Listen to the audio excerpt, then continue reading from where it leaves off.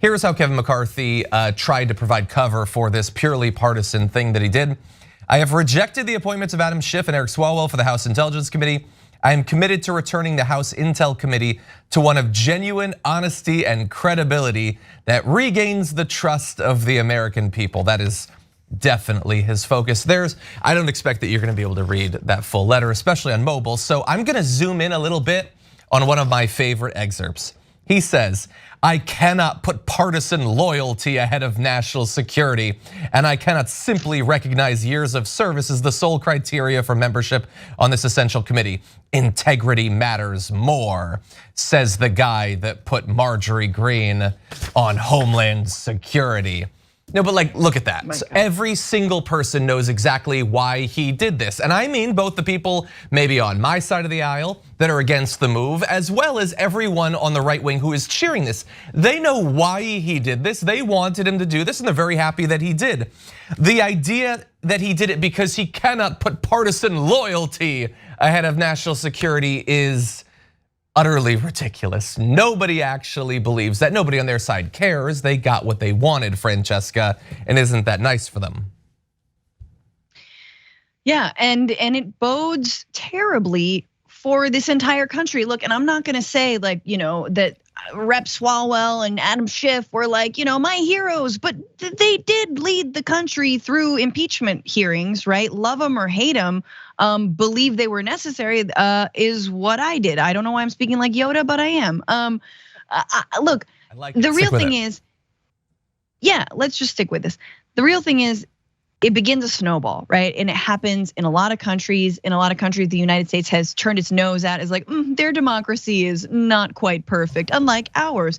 But it's when your entire system, your legislative branch and your judicial branch are completely flooded with partisan picks. You go through political purges when your party is not in power, and you only appoint loyalists. Again, the lesson out of the Trump administration, I'm sure from Donald Trump himself and clearly from Kevin McCarthy, is we didn't have enough loyalists. Like, it wasn't that we attempted a coup on January 6th, it's that we didn't attempt it hard enough. It's that we had to go to the third rail, which is, send a bunch of radicalized Facebook dads at the Capitol instead of doing it through our bought and sold loyalist attorneys generals who are just randos, again, probably the same Facebook dads. You know what I'm saying? So this is, again, where the country is headed, and it all paves the way for a potentially successful parliamentary coup in the future.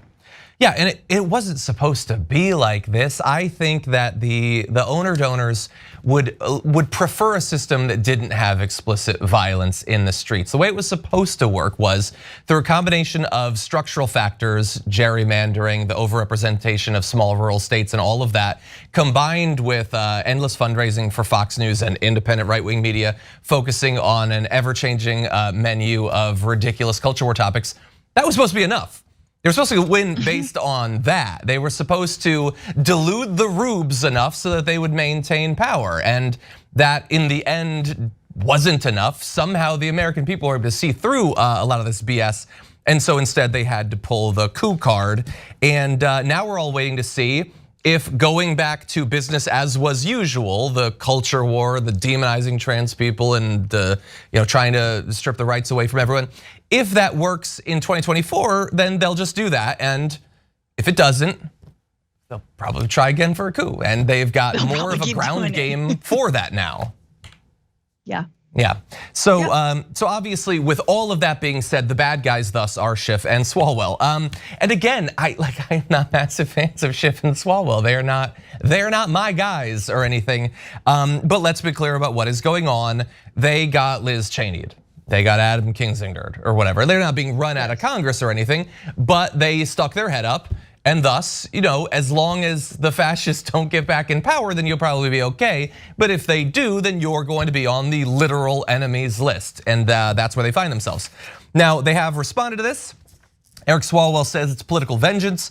It's too bad because that committee has always been a bipartisan committee, and he's taking one of the most precious pieces of glassware in the congressional cabinet and smashing it, and the damage is going to be irreparable. Also pointed out, comparing what's happening here to what happened with Marjorie Greene being kicked off of her committees. If a Democrat advocated for violence against another member of Congress, I would support getting rid of them. I think this is a terrible move on his part, and once again, showing McCarthy just catering to the most extreme elements of this conference. I agree. We are always incredibly clear, to the point of being Buzz Killingtons, that political violence is not acceptable. I too would call for them to be taken off their committees if that was the case. We do have to be fair though. So to be clear, the issue here is that they're being taken off of the House Intelligence Committee. It is ridiculous that this is happening in comparison to what happened with Gosar and Green, which seems very necessary. But to be fair, at least, they're not being kicked off of all of their committees. They're just being kicked off of that committee. Schiff is gonna sit on the Judiciary Committee. Swalwell will join him there and also be on Homeland Security. So they are not being stripped of all of their committee assignments. They are being stripped of that committee assignment though. So I don't know, Francesca, like there might be some people maybe who superficially agree with us or largely agree with us on a lot of stuff that think, oh, well then, okay, I guess this is the way things are. And so when we take control back, then we're gonna take all of their, but I don't actually want that. I'm not interested in that. I didn't see Green and Gosar being rightly punished as the establishment of like, now we can round them all up. It was extreme times calling for extreme measures. I don't like the normalization of people being kicked off of their committees. No, I guess not. I mean, I guess their constituents elected them, even if they are low-key or high-key white nationalists. Sure, they deserve representation.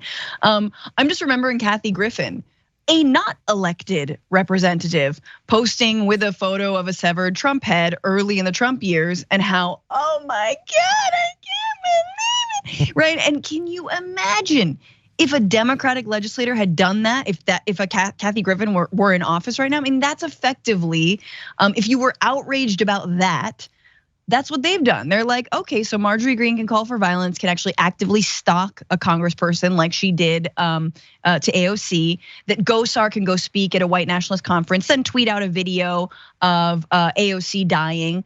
And yeah, they get these committee positions. It's important to note, obviously, that Kevin McCarthy has control of the Intelligence Committee, but not all of the committees. But he's going to use that, where he can.